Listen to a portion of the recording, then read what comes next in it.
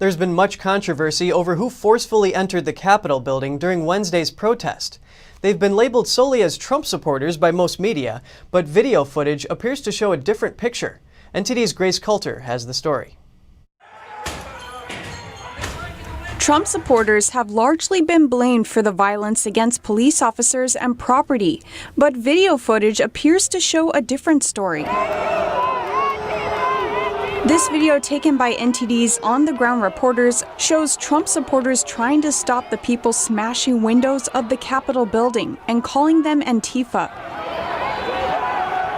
You can hear them saying, "Anyone who does this is not with us."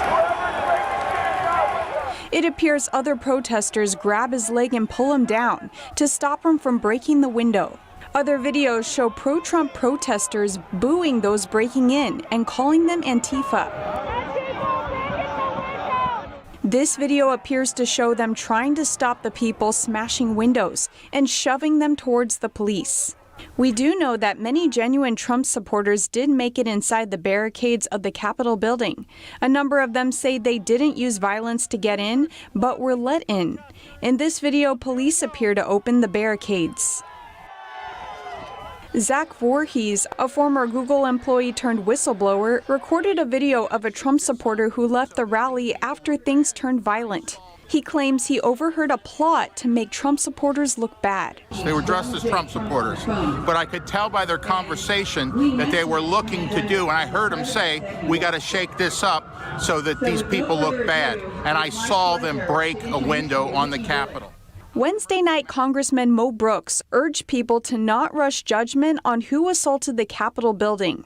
Brooks said on Twitter that another congressman told him that intelligence suggested Antifa was going to try to infiltrate the rally by dressing like Trump supporters. One protester who was at the forefront inside the Capitol and witnessed a woman getting shot has been identified as John Sullivan. He told 2KUTV News that he didn't support President Trump, but attended the protest to document it. Sullivan is a Black Lives Matter activist and the founder of Insurgents USA. On January 1st, he urged comrades to show up to the January 6th march. He wrote on Twitter, "We need numbers to show up. No fascist in DC. March against fascism. Spread the word, comrades. #FTrump, #Antifa." He was also arrested in July for allegedly rioting and making threats of violence. In video captured by BG on the scene, he can be heard saying to other BLM activists that they need to rip Trump out of office and start a revolution. "We got to rip Trump out of that office right over there. I want y'all to be after me. It's time for a revolution."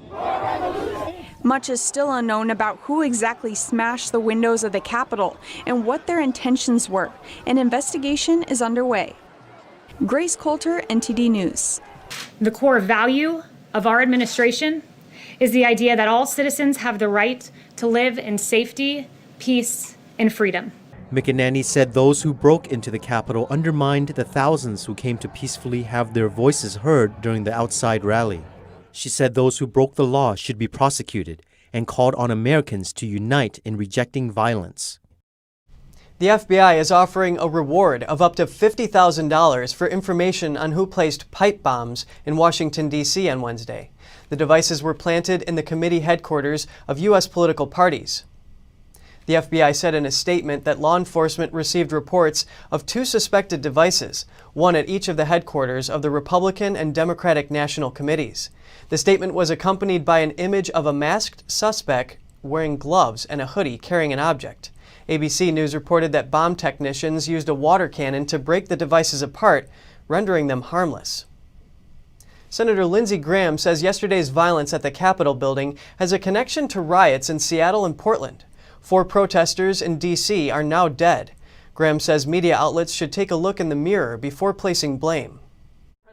Graham said the first things first is to hold those accountable who are responsible for failing to protect the Capitol. They should have been challenged.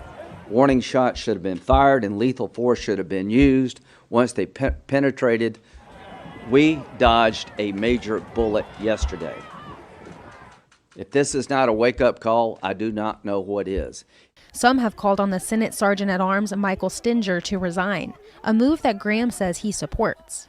At the same time, calling on a joint task force to be assembled so they can dedicate unrestricted resources to find out all parties responsible for destruction at the Capitol.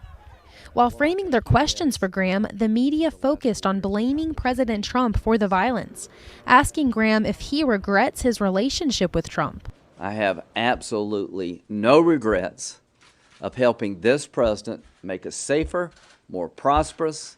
I've enjoyed my relationship with him. The fault lies, I think, with some of the legal advice around him. You've had people in his legal team make claims that are just beyond the pale. But he didn't attribute the violence solely to the allegations of voter fraud. He says the actions that took place in Seattle and Portland, where violence was not prosecuted, had a role to play in Wednesday's events. Lawlessness in one place breeds lawlessness everywhere. So the mistake we made is when people tried to destroy the courthouse in Portland, they weren't prosecuted to the full extent of law. He was pressured by a reporter about whether he takes some responsibility for the violence because of not acknowledging Biden as the winner sooner. And to that, he took a stab back, challenging the media's role in propelling violence. I think the Trump presidency has been poorly covered by people in your business. And I think that's taken a toll on all of us. So could I have done better? Yes. The question, could you have done better? Could those of you who cover the White House done better? You need to ask yourself that.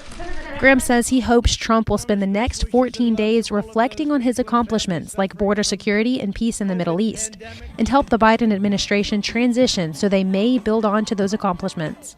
Reporting by Melina Weisskopf, NTD News.